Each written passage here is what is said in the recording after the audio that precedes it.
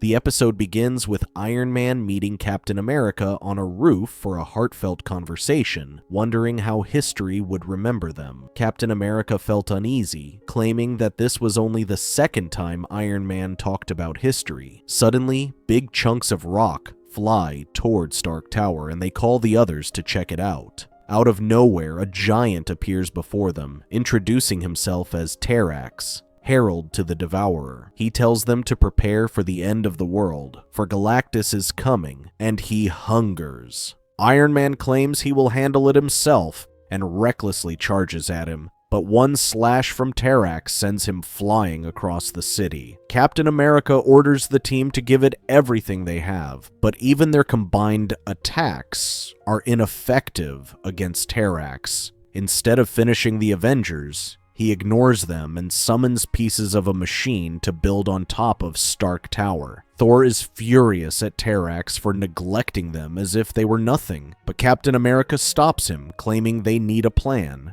Iron Man returns and agrees with him, claiming that Terrax is using massive amounts of cosmic energy he has never seen before. He also tells them that he received an emergency call and that others like Terrax have appeared worldwide, each building some machine. 3 more of these heralds arrived at the same time as Terrax: Firelord, Stardust, and Airwalker. Trying to devise a plan, a giant vessel suddenly appeared on Earth, to which they suspect the Galactus Terrax was referring. Captain America recognizes the name he heard from one of the Skrulls, who described him as some space god who destroyed their homeworld. He claims that Galactus eats planets, and everyone starts to panic. Iron Man realizes this was precisely what they discussed earlier, the future of the Avengers. Iron Man asks Captain America to lead them, claiming he is the right man for the job. That said, Captain America asks Jarvis to put out the call for a Code White, assembling all superheroes across the world. Captain America explains that they have called them there as the end of the world is upon them, and it falls onto them to save it. He divides them into teams, each to destroy the machines the heralds are building, while the primary team goes to confront Galactus himself. Captain America declares that although each is a hero, they are all Avengers today. They kick it off, starting with Captain America's team as Quake attacks Terrax with her powers,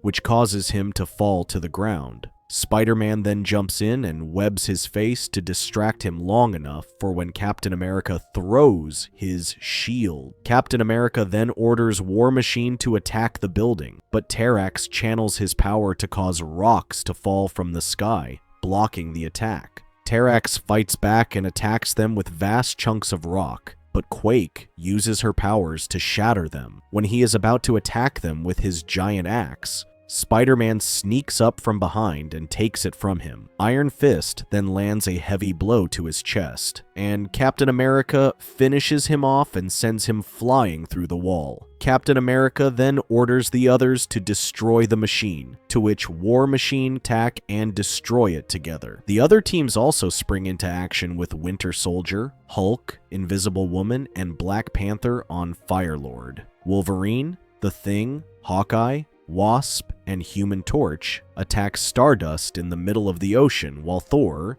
Vision, Black Widow, Falcon, and Luke Cage confront Airwalker. Iron Man, Ms. Marvel, Doc Samson, Mr. Fantastic, and Yellow Jacket storm into the giant vessel to deal with Galactus himself. After Doc Samson pry open the vault door, they find Galactus staring at some computers in the middle of the room. Yellow Jacket recklessly attacks him with a size-shifting disc and shrinks Galactus until nothing is left. When they thought it was over, Galactus rematerialized and attacked them with high-powered lasers from his eyes. Meanwhile, Firelord attacks Invisible Woman, who tries to block his attack with a barrier but is too strong, and they get blown against the wall. Ant-Man sneaks up from behind and pins Firelord to the ground, giving Invisible Woman time to trap him in a barrier. She tries to hold him down long enough to weaken him, to which Hulk jumps in and finishes him with a powerful clapping shockwave. Once he was down, Winter Soldier picked up his weapon and fired at the machine, destroying it. Human Torch goes toe-to-toe with Stardust, but when they think he will get overpowered by the overwhelming water, Human Torch burns him up,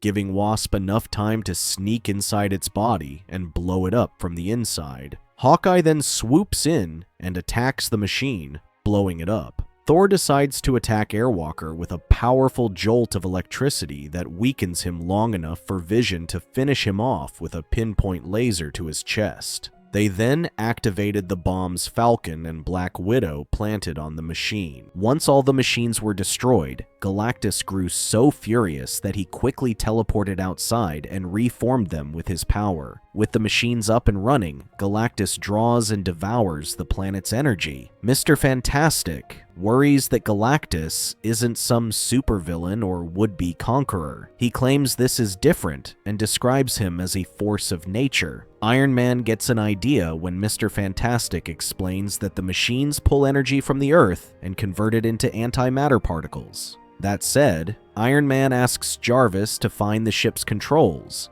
claiming that Galactus must have traveled through a wormhole and believes that there must be a way to reactivate it. Mr. Fantastic worries that pushing Galactus into a wormhole would only be temporary, and that he could be back in seconds from wherever universe he sends him into. Iron Man explains that he isn't planning to send him anywhere in this universe but to the negative zone, filled with antimatter. Iron Man reminds him that they once created a portal to the negative zone but only have minutes to do it again. War Machine tries to help her, but they both get shot down. Spider-Man starts to panic, claiming that it is the end of the world. He wonders why Captain America remained calm, to which he claims he could hear thunder rumbling, suggesting Thor is coming. Thor then attacks Galactus with everything he's got, making him step back from the impact. Captain America tells Iron Man to do something, but he and the others escape the ship and tell them to move away from it. Suddenly, the ship glowed bright and turned into a giant wormhole that sucked everything into it, including Galactus.